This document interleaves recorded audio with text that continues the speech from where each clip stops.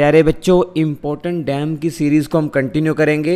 कृष्णा नदी के ऊपर कुछ बहुत इम्पोर्टेंट बांध है, वो देख लेते हैं। सबसे पहला जो बांध याद रखना है वो नागार्जुन सागर बांध है। ये तेलंगाना और आंध्र प्रदेश के बॉर्डर पर पड़ता है।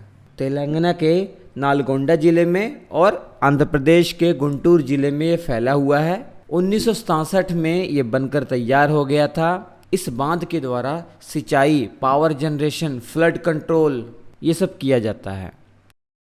इसके अलावा कृष्णा नदी के ऊपर एक और बांध है कर्नाटक राज्य के अंदर, अलमाटी बांध।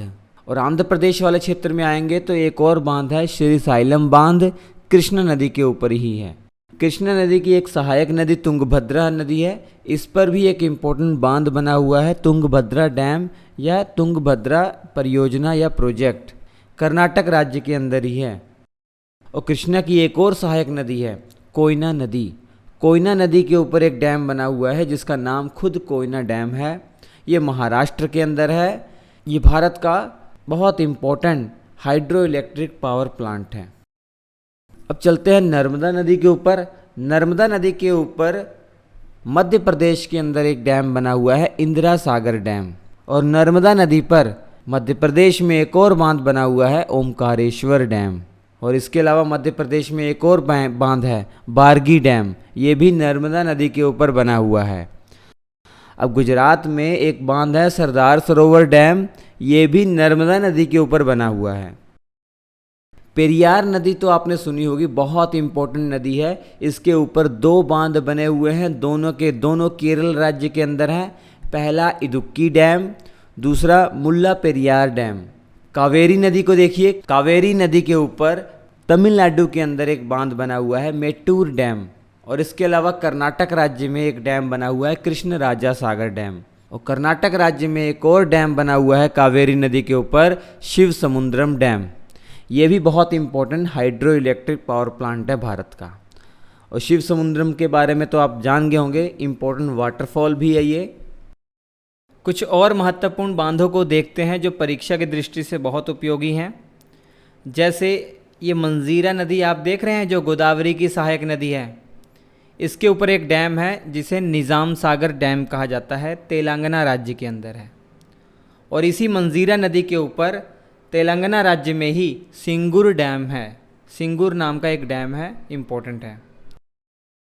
और आंध्र प्रदेश में आइए, यहाँ पर एक नदी है पेन्ना नदी। इसके ऊपर बहुत इंपॉर्टेंट एक डैम है सोमशिला डैम। तो सोमशिला डैम पेन्ना नदी के ऊपर है। इसके बाद ताप्ती नदी आप देख रहे हैं।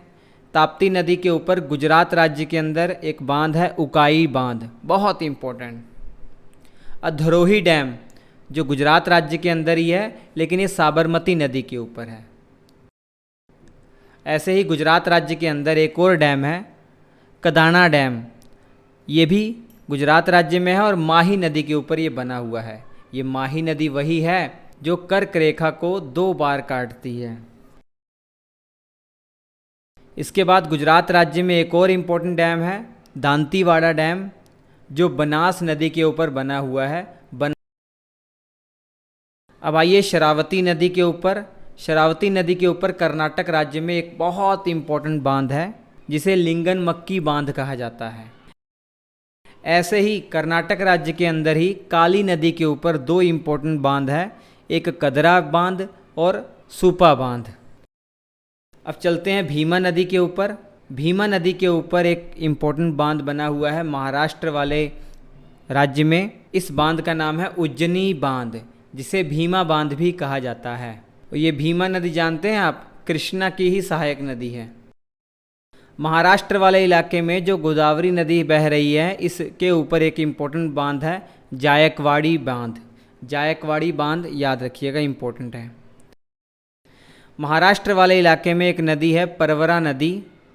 इस परवरा नदी के ऊपर विल्सन नाम का एक डैम बना हुआ है, विल्सन डैम, इम्पोर्टेंट है। और आखिरी में तमिलनाडु के अंदर वैगई नदी के ऊपर एक बांध है। इस बांध का भी नाम वैगई डैम है। तो ये सभी इम्पोर्टेंट डैम आपको याद होने चाहिए। तो इम्पोर्टेंट डैम का जो चैप्टर है वो हो गया कंप्लीट।